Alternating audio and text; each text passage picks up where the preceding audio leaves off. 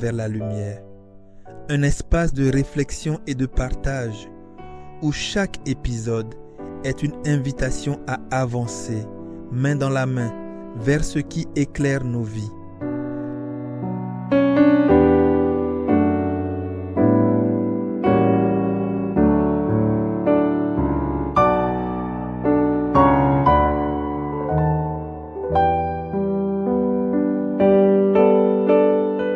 La question de la conversion spirituelle soulève des défis profonds qui méritent notre attention. Bien que nombreux soient ceux qui aspirent à une transformation positive de leur vie, certains obstacles persistent et entravent ce cheminement. Analysons en détail ces barrières et les moyens concrets de les surmonter. La peur du changement constitue le premier obstacle majeur sur ce chemin de transformation. Cette appréhension s'enracine dans notre réticence naturelle face à l'inconnu. Nous nous interrogeons souvent. Si je me convertis véritablement, devrais-je tout abandonner? Que vais-je perdre dans ce processus? Cette crainte peut devenir paralysante, même pour les plus déterminés d'entre nous. Le livre d'Isaïe nous rappelle pourtant une vérité fondamentale. Ne crains pas, car je t'ai racheté. Je t'ai appelé par ton nom. Tu es à moi. Cette parole nous invite à reconsidérer notre perspective. La conversion ne représente pas une perte, mais plutôt un chemin vers une liberté plus grande. Il s'agit de comprendre que ce processus n'enlève rien d'essentiel, mais au contraire nous enrichit de ce qui compte vraiment. Le deuxième obstacle significatif réside dans notre attachement aux habitudes négatives et aux péchés. Nous nous retrouvons souvent prisonniers de schémas comportementaux qui nous éloignent de notre idéal spirituel. Cette lutte intérieure n'est pas nouvelle. Saint Paul lui-même l'exprimait avec éloquence dans l'épître aux Romains.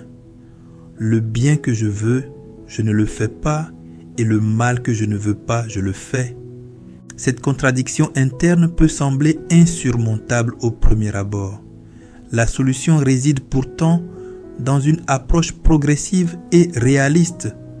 Dieu ne nous demande pas une perfection immédiate, mais plutôt un engagement quotidien dans la bonne direction.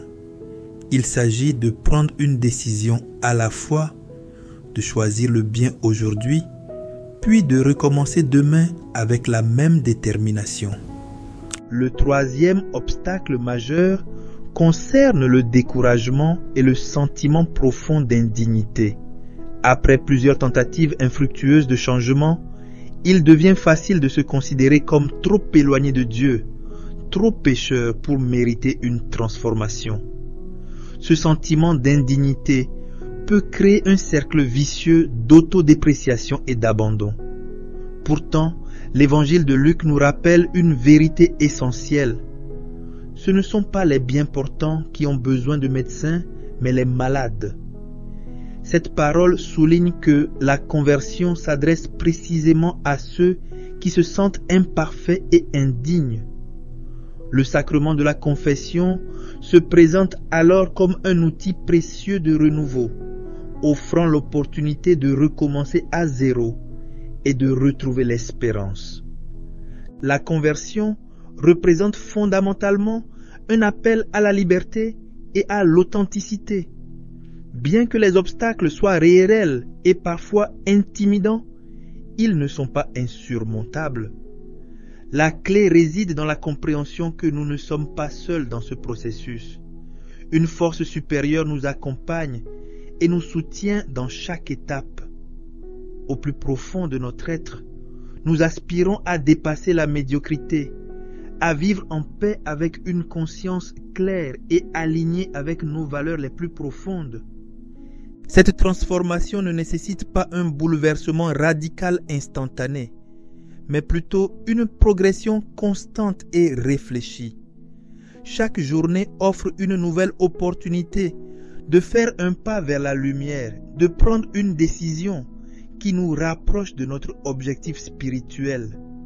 La question essentielle n'est pas de savoir si nous sommes capables de tout changer immédiatement, mais plutôt d'identifier et de réaliser le premier pas que nous pouvons faire aujourd'hui vers cette transformation désirée.